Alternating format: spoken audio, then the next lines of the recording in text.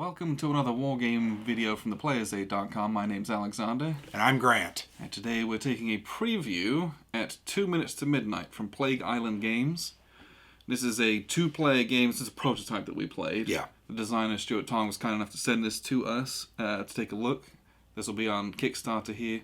Probably right now is when you're watching it. If not, it will be very, very soon. So, as you might imagine from the cover, this is a game depicting the Cold War. And one of you plays as the USSR, one of you plays as the US. And it's a game of vying for influence of control of regions and countries across the globe to try and score victory points. It sounds a lot like a game that you might have heard of. However, this is very different from that with the way that it plays. So I think that out of your mind. Yeah, I think when we sat down to the game, we thought, oh, it's going to be like Twilight Struggle. I think the only real comparison is the concept of placing influence, trying to control by doing things like coup and winning civil wars. It's much more overt in this game, that kind of stuff, though. But you're influencing areas, but then you're trying to actually establish control with governments. Yep. As the next step of that. Well, and you're also trying to invest in those countries by repairing their infrastructure, which was decimated at the end of World War II. And that's something to note. This game starts in 1946. Yeah, and it goes all the way up to 1990. Yeah, so 6 to 9 months after, Germany surrendered and Japan, May and August, the game starts, right? So that is one concept that I found very interesting, was this concept of, if you look at the map, there are destroyed or disabled factories. Yeah, all these countries have factory markers and they're covered up at the beginning of the game. Yeah, so they're not available. Yeah. What you have to do over time is focus your resources in the form of investments into those countries to then make rolls to remove those damaged factories and replace them with working factories, and they're referred to as the territory's worth. So I think that's very different than Twilight Struggle. I really liked that aspect of it because it allowed me to feel like, oh, I'm building towards something. I was the U.S., I'm building up West Germany and trying to get them back to power. So there's a lot of that. That's a very interesting lean of the game. It's very different. The card play is entirely different. This is not a traditional CDG in any way, shape, or form. And so, outside of it being a Cold War game where you're the two superpowers vying for some control of areas, that's basically where the comparison ends. Well, and the words influence are used, and really, that's about it. The rest of it really is very, very different. Yeah. The deck that you mentioned, it's a seeded deck. Yes. So on turn one, you have a certain amount of cards. It was about 30 cards, give or take. Each player has a certain amount of money cards, which money cards are in essence your... Yeah, this is my card. I get to do one thing from a menu. Yeah, there were like 8 choices, right? Yeah. Turn one, I've got 5 of those. You've got 5 of those. Right. And you have the ability to, as the Russians, you can gain a couple through reparations, through events. I can gain some through... National debt, which was a cool concept. But the more in debt I went, the more victory points you gained. It would proffer me a victory point, and there's some other little bits and pieces on there as well. There's like unrest markers that you put out. So those are things that you had to worry about to try to get those extra actions. And ultimately, I think we decided in a deck of 30 to 35 cards, we only had 5 to 6 actions. Yeah, especially in the early game, I've got 5 to 6 independent actions of I get to choose what I'm doing. Yeah. The rest of the cards, about 20 cards at least, there's an event. And you're going to roll a die and see what happens. Yeah. Sometimes that see what happens provides you with a choice of where that thing happens. And some of those things can be good. Yes. Some are bad. But a lot of the time it's just you roll a die and it's like, remove a thing from this place. Yeah. Or, do one type of action in this specific area. Right. So a lot of the cards are out of your control. Like, things just happen. And a lot of those things are historical events and bits and pieces that did happen, but you don't have as much control over a good portion of that deck. Yeah, you're really just rolling that die and then being acted upon by whatever. Yeah. So that was a very different experience. I think we had to get used to that. Yes. And I think in talking to Stuart, that's akin to kind of a chit pull system. Yeah. Where you're pulling a chit and it's saying this is going to happen. But most of the chits aren't your formations you get to activate. Exactly. You're not making the choices to... So I think that's something everybody needs to understand. Yeah. We also talked about that. There's a solo mode for this game. We feel like that setup really will create a very, very interesting experience for a solitaire play. Yes. That's so... Because in my brain, and I don't know how accurate this is, it reminded me in a way of like a States of Siege style game. What I mean by that is you flip an event, whole bunch of stuff happens, and then you get a very small of actions to try to react to 2 or 3, and that's akin to these money cards. Yeah, 1 in 4 cards in this deck, at least, is something I don't have control over. Yes. And I'm going to have that one action to try to do something I want to do, or try to react to some of the things that happened. And so as such, with the solo bot, which can control either of the 2 factions, which is nice. So you can play as the US or the Soviets, and the bot will play the other side. In my brain, it would give a similar type of feel to those States of Siege games, where there's a whole bunch of stuff happening, and I have a limited amount that I can react to that. Right. Rather than some games where it's a bit more even, like, they take a turn, I take a turn, you do a thing, I do a thing. Yeah, that's not the way this would be. It's more like, a bunch of bad stuff happens, and you're like, try to put the I'm going to do on, these. right? Yeah, right. The other comment I would have about that seated deck is, and we learned this on our first play, we're like, oh, I shouldn't have been doing that, because a card came out, the Cuban Revolution. So I had put a lot of time and effort into trying to control Cuba because I wanted those victory points, and that card came out, and it was a die roll, 1 in 3 chance, or actually 2 in 3 of it coming up against me, and it did. And that was like Twilight Struggle. There are event cards like that in Twilight Struggle. Yeah, and so as such, you either want to sit there and read the cards together beforehand, or and maybe you do that just for the ones that are going in that turn, right? Or, so you understand what is coming. Yeah, because just like in Twilight Struggle, if you, as the Russians, invest a whole bunch of stuff in Japan. And then that gets just immediately flipped to a democratic government, completely out of your control, just like it says, remove this and put your one on. It's a little bit of a feel-bad moment. Yeah. So just... That does not feel good. No, yeah. It really doesn't. So you just got to make sure that you understand this game has some of those things in it. Yeah. And just read the cards that you're putting into that deck before you shuffle it, so that you're both aware, oh, this terrible thing has happened to me. Don't screw yourself by investing all your stuff in this one thing just for it to be... Because I had probably spent, of my 5 or 6 actions that first turn, probably 2 or 3 on Cuba. Yeah. And you know what? I got it turned to my way early in the second turn, and then that card came out about halfway through the deck, and it's like, oh, great. I probably would not have done that at all. Yes. I would have done something different. Yes. I would have went for Mexico. I would have went for Canada. I would have went for, building up West Germany. So you need to understand that. Because of that, this game is going to reward the more you play it. You learn it, you play it, you're going to start remembering the cards. And frankly, in Twilight Struggle, that's one of the best things about that game. In any CDG that has anything that's like that, right? You know these certain cards are going to come up eventually. And the better you know it, the better you can prepare you're going to be, because you're not going to invest in dumb things, or you're going to maybe, I'm going to be a bit more cagey. I'm going to wait until something happens so that then afterwards I can react to that or try and make amends at things that have happened. Yeah. What I'll do is I'll show you the board and some of the bits and pieces of how this all works. Remember, it's a prototype. And then we'll wrap up with some final thoughts. So here's a look at the map. And again, we're just going to remember that this is a pre-production prototype copy.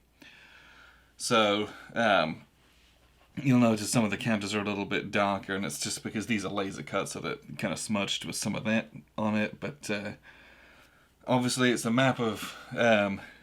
like an atlas of the world we got here. It's very simplified, and then it's an overlay of these areas, some of which are red, which tells you their alignment. It's their government types. Then there's these white authoritarian ones, and then there's so we've got blue democratic and red communist ones. And it's a game of influencing these areas in order to get them over to your side, establish your own governments, which are represented by these these little discs. And as you do that, you get victory progress based on the factories, which are their economic worth, their infrastructure. If you can get those to your side, you get points from that. You also gain points from winning civil wars. So we've got a civil war going on here right now, and we have one in China going on. If your side can win that decisively and remove those civil war counters, you'll get points for that.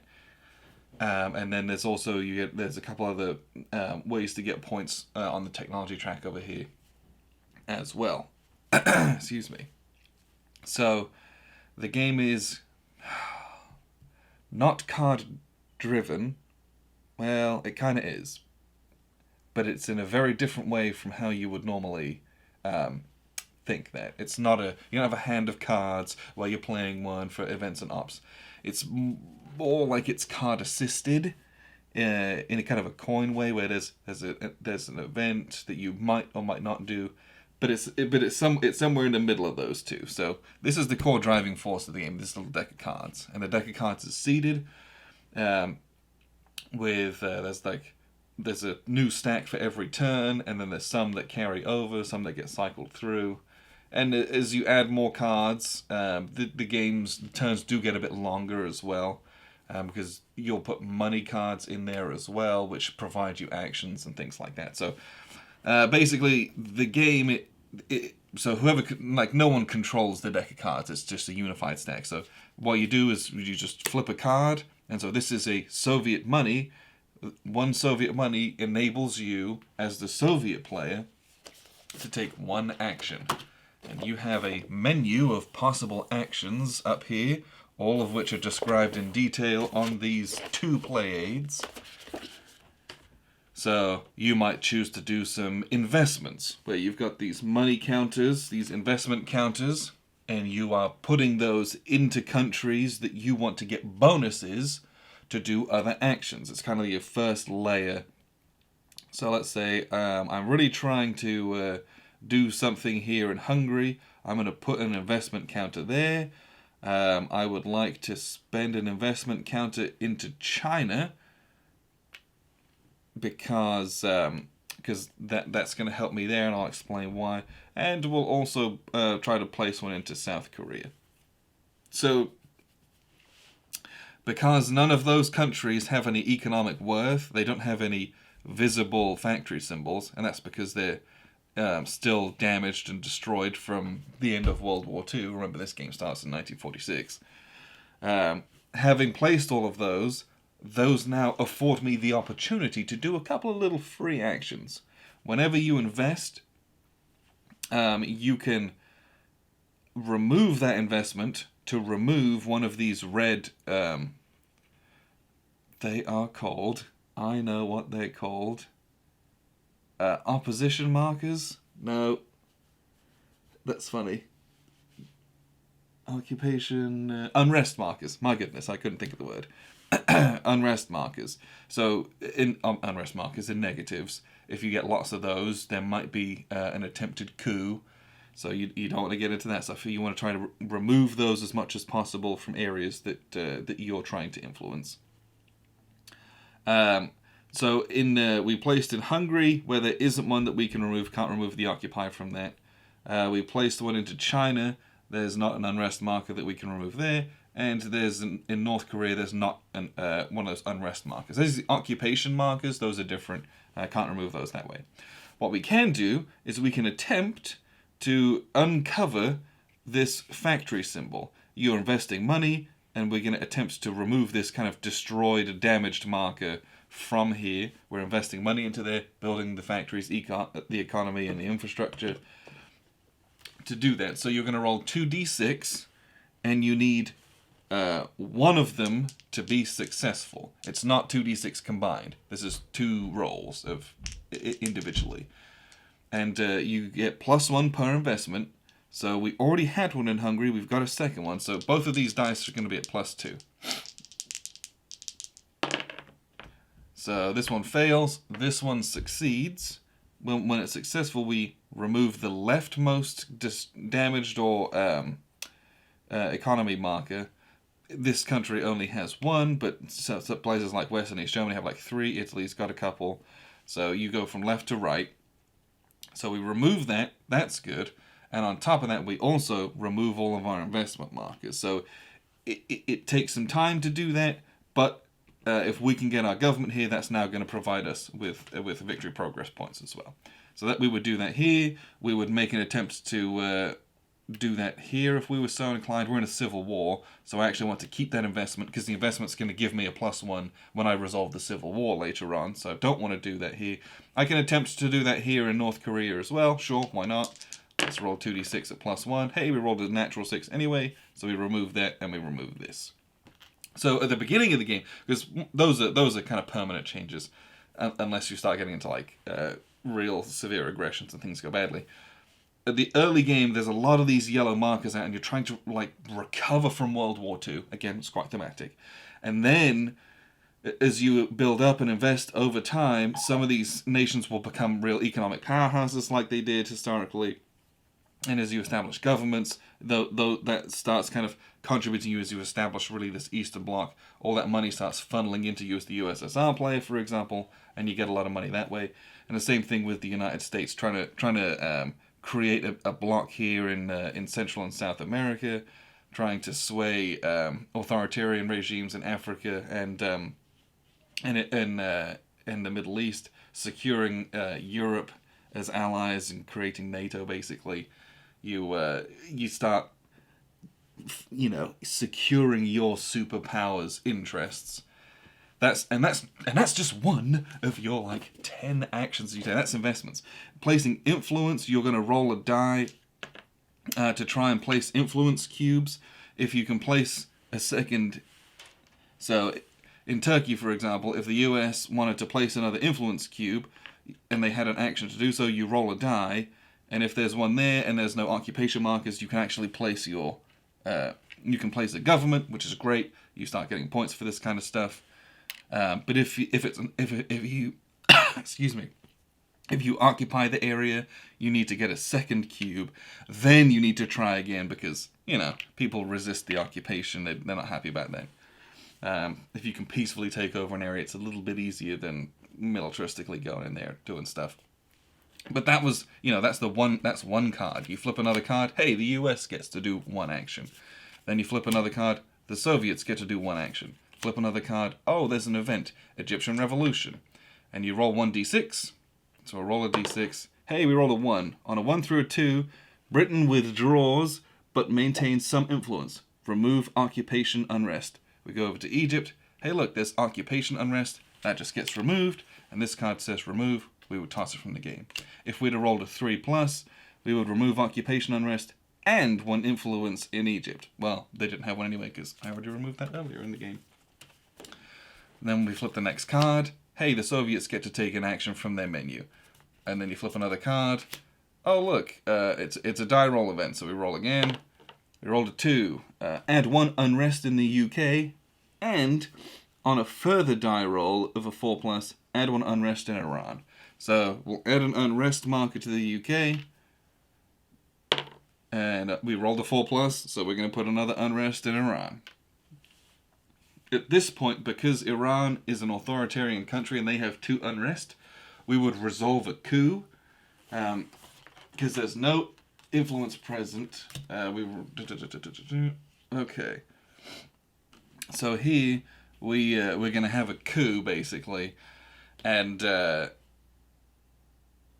that's because it's authoritarian, and it has this little chart here. So you have, if there's 2 unrest markers, you do a coup. In a communist or a democracy, you have you need 3 for that to trigger.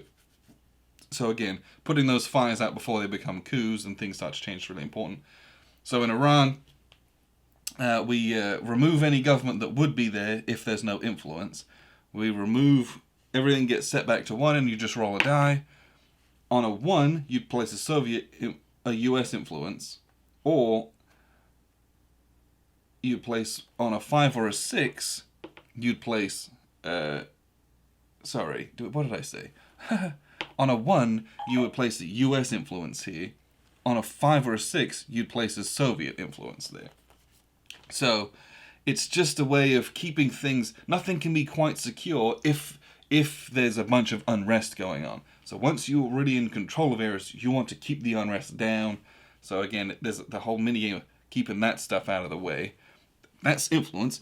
There's a whole spy ring thing that you can do when you can place spies out. Spies can give you bonuses in civil wars. They give you +1 DRM for that. You can place spies into countries that have these tech theft markers that give the Russians an opportunity to steal technology that's on the technology tree. You can roll a die and attempt to move up on that. You can also use spies to remove unrest from areas as they kind of pacify regions. And there's some counter-espionage bits and pieces to remove, counterintelligence to try to exhaust and remove cubes, which is there's again lots and lots of moving pieces, but really you're flipping through these cards and taking the actions. But just as an example, this is kind of what we talked about. In this deck, there's 1, 2, 3, 4, and there were 5, all at the end. 6 Russian, like 6 specific Russian actions, and there's I think there's 5 or 6 US ones, and there's a bunch of just events, things that are just happening in the world, and we've removed a bunch as well. As you play through, some events are one time only. You roll, if it triggers, it goes out of the game. So just know that you can only do so much, and there's just things that are happening in the world that are outside of your control, which is, that's just part of it. But as you win civil wars, as you get in controls of areas, you move up on a little victory progress track, and once for the Soviets, once they hit 4, you get a victory point, and then this resets. So the victory progress isn't victory points. You have to get 4 victory progress, then you get a point. The US has to get 6 victory progress before they get a point. And I'm sure that's a balancing thing, especially for the mid to late game as well. And then there is also the tech tree up here. One of the actions is technology actions. You can place cubes, and you need a number of cubes to research the next item in a row. And those technologies give you bonuses to... your strategic weapons that you can create. It might give you an intel assessment bonus, and intel assessment will give you these little reroll chits, and rerolls can be very important and can be very key to things.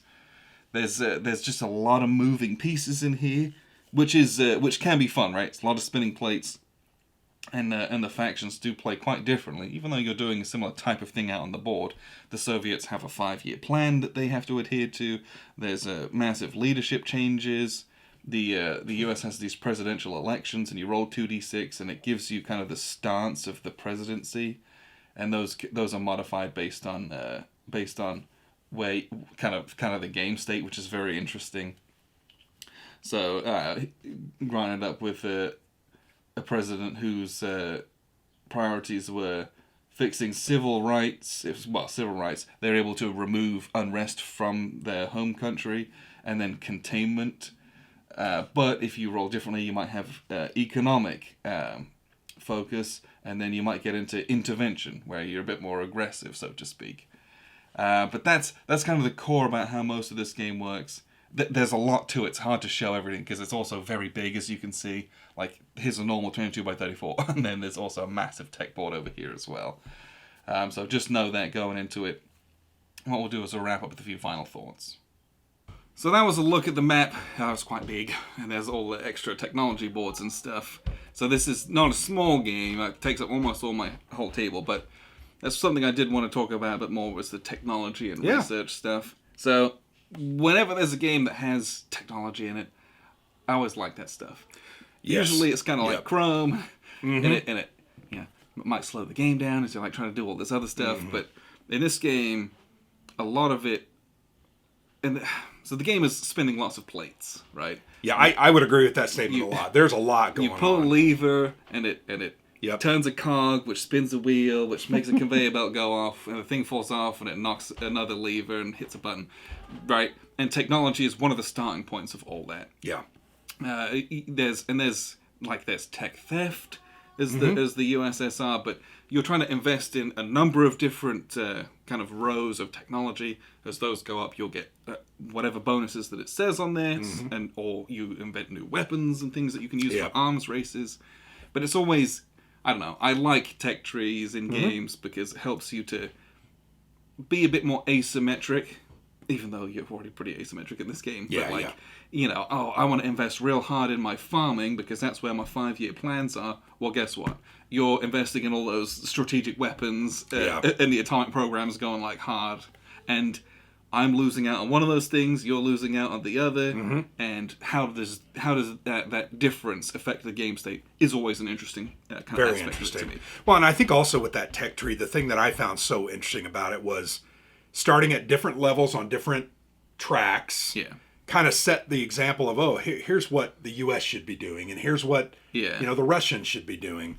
But from time to time, we kind of strayed from that, and we're like, this is interesting. I can now put out more strategic bombers and make it so that you're paralyzed in some ways. So that was an interesting. We got towards that and never were able really to. But I think next game I would focus on that a little bit more, and it would become more doable. I also like some of the concepts like with the industry. So the U.S. has a pretty good kind of start. Actually, I can't remember where they started. Yeah, I think computing research. You started with some mainframe computing research, I believe. So it was like I was able to put dollars into my industry that ultimately gave me more cubes to put out on the tech track. So it was kind of like, hey, I'm rewarding myself, but then I'm being rewarded. Yes. So that was a big advantage. You didn't do any of that, and it's interesting that but you have these theft tokens, which is a fascinating concept. It's cool because for every 2 fully researched techs, you get effectively 1 tech theft is going to go, and then once there's 2 tech thefts, those start getting put out on the board. I can send my spies to try and resolve those to just get free technologies and stuff. Yeah. It's a number of steps behind what you're doing, but it's like free. It's much easier for me to do that. I mean, you still need to get your spies out on the map to kind of do. So it's not easy, but it's a little catch-up mechanic in a way, and it's thematic. Yeah, it's kind of cool. Yeah. The reality was the United States of America had a huge advantage in those areas, and the Russians had to kind of play catch-up. Well, yeah. All of the spy games that are going on, all that spycraft stuff, which is some of the interesting parts of it. I'm glad that it's in here. Yeah. So that tech track was really fun. Yeah. I think the other interesting part was the space race. You were ahead of me in the space race, obviously Sputnik, and the space race connected to the what was it the intercontinental ballistic missiles? Yeah, the nukes track. So if you're not up on the space track, you can't develop ICBMs. Yes. Which ultimately then that hurts your ability to wage war near the end of the Cold War. Yeah, the strategic weapons, you get behind on that. And so it you could be invest over. In some of these things. The way that the tech tree is laid out is very interesting. This part was, I thought, really well done. Yeah. Now that I understand it better, I think the next time we play, I'm going to be like, oh, okay, now I need to do this and this and this. But this was a very good part of the design, the tech track. Yeah, I enjoy it. And it's, some of the things, especially in the space race part of it, it's like, the first person who researches gets the bonus. Right. The second person does not. Yeah. I always like that kind of thing. Just to incentivize you to do something that might not in the short term benefit you, but in the long term it opens up more of a tech tree, which then can, I don't know, I like those kind of bits and pieces as well. The other cool concept that I liked was the unrest. The unrest and the civil wars and how those would pop up really became... it felt a little like Labyrinth and the style of... Yes, I know what you mean by that. You put a plot out and, I got to go over and I got to tamp it out. But once I tamp that out, I then spend my army tokens and they go off the board and I've got to rebuild those to really get back into civil wars. So really enjoyed that. I thought it was a nice back and forth. Thought that was an interesting part as well. Yeah, and that's something that I actually enjoyed about this game is that there is a lot of actual open conflict within those civil wars. Yeah. So as such, it felt a little bit less abstract. Like I got an army in there, I got a spy network, and I've invested money in there. Well, guess what? I'm going to roll 3 dice, and each one of those are going to be a +3 if I spend that investment token. And you're rolling those dice. If you score hits, you remove Civil War tokens. If you can remove them all, you win the Civil War. You can gain control of that area. I just felt like it was a little bit more, I don't know, it's a bit more crunchy and detailed than other games where it's like, roll a die and kind of see what happens based on an influence differential, right? I enjoyed that it was a bit more overt in some of the regions where the Bush Wars were pretty overt. Yeah. And you had to like really put stuff in there and you had to try to affect those. And winning Civil Wars gets you victory points. Yep. So it's something that is very, very important. In fact, I think the first 2 or 3 turns, it was like that's where a majority of your victory points came from. Because if you play the 1946 scenario, you start with a lot on the board. Because it's end of the Second World War. So people are still up in arms in a lot of places. So that gave you a little bit of a head start, but then you were going to have to start trying to figure out where am I going to now get my next level then of I'm trying points. Then I'm trying to just like establish the Eastern Bloc as like full-blown these puppet governments and get myself kind of really established. And then it's trying to, then I'm trying to go kind of southeast to try and establish OPEC, influence those guys. Well, and that oil for the Russians is very, very important because you can ultimately sell those on the market with event cards. Right, but it puts if I can do that, I get money into the deck, so I get 2 or 3 extra actions in that deck, and actions are at a premium in this game. Oh yeah. So every little helps in that instance. So I felt like there were a lot of good mechanics that were put together in this. There were some things that I felt like, if it wasn't like that, the game would feel different. Like we talked about. We felt like we were acted upon more in that deck than we were acting. Maybe there could be a small balance change on that, but I want to play this a couple more times before I make that kind of a judgment. I think that's just a snap after a preview and playing the game. But lots to like here. I enjoy Cold War games. There's not a lot of great ones out there. There's Twilight Struggle really is there's a few great ones, and then there's like not a lot else. I mean, we played some other good ones like Cuban Missile Crisis and 13 Minutes and 13 Days or what. There's some other interesting games, but a good Cold War game is I like it. I like the Cold War game genre. And this is a long one. Is the other thing to note. We played for about 4 to 5 hours, and really we would have had another couple hours on that. But once again, first play. Yeah. We were trying to learn, we were trying to digest, trying to understand strategically. And it's a prototype of the rule book, which hopefully they're going to kind of go through and tighten up. I want to have in there a glossary. A glossary would be a very good thing. Just like, real quick, like, here's what aligned means, here's what this means, here's what this means. Just have that at the beginning. Then there's no confusion about what any of these terms mean. I thought the play aids were really good. They're pretty decent, But I think having a better rule book would have made these even better. Yeah. Just because there were some ambiguities that we had to look in the rule book and felt like maybe we didn't get every answer that we wanted. Some of the layout of the rule book is like, where is this section? It's way over here. You find it and you're like, no idea why it's there. So I'm sure Stuart will kind of massage those things and fix them. I would like to, nice little editing development on the rule book. We'll tighten that up and make this, because, like you said, this game is a lot of moving parts. Yes. And a lot of spinning plates. And it's easy to get lost in what you should do. How many times did we ask during the game, what exactly am I supposed to be trying to do here? Like, I know the end goal. The end goal is to try and put out as many of my governments as possible, so I'm getting lots of victory points. You kept telling me that. But it's like, well, how do I do that? Yeah. Well, I got to put out influence cubes. Well, how do I put out influence cubes? Investment markers. I got to put investment markers in. Okay, how do I put investment markers out? Oh wait, I've got a crisis in my home nation. I can't do anything out there. Yeah. So I've got to invest in the strategic weapons. There's a lot of bits and pieces, and having an accessible rulebook would help to just like put you into it a bit easier. I think from the concept of strategy, I think the overarching strategy comment that I would have is that you can't necessarily ignore any one aspect of the game. You can't ignore technology. Yeah. You can't ignore, trying to set up your governments. You can't ignore trying to get additional dollars, money cards into the deck. You got to do a bit of everything. Yeah. You really just can't focus on one thing because you're going to get so far behind that you're never going to be able to catch up.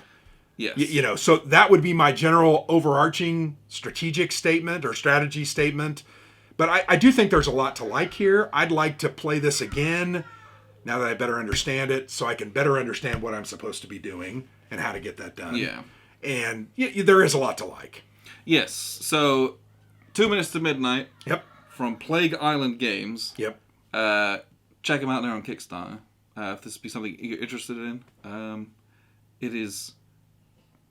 my brain's not working. It's late.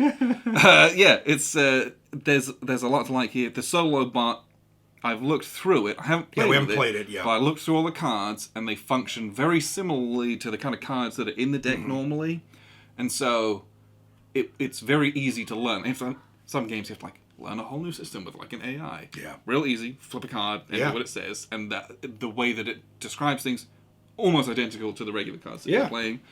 And again, you can use both sides. I think the functionality, that's really nice.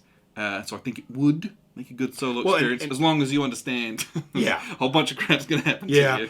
And I think that's, in our world today, with COVID and everything else that's happened, the more you can solo a game, outside of just double fisting, which you can do. You can absolutely do that with this game. There is no hidden information. Right. And the rules say, hey, we made a solo bot, but there's no reason you couldn't do it two-fisted. You can't just literally no reason. Everything's open. Yep. And you flip a card and you do resolve the card. It's real easy. But I think without playing it solo, I think this would be a very good solo game. Yeah. That'd be my statement. It would scratch that itch too. Yeah.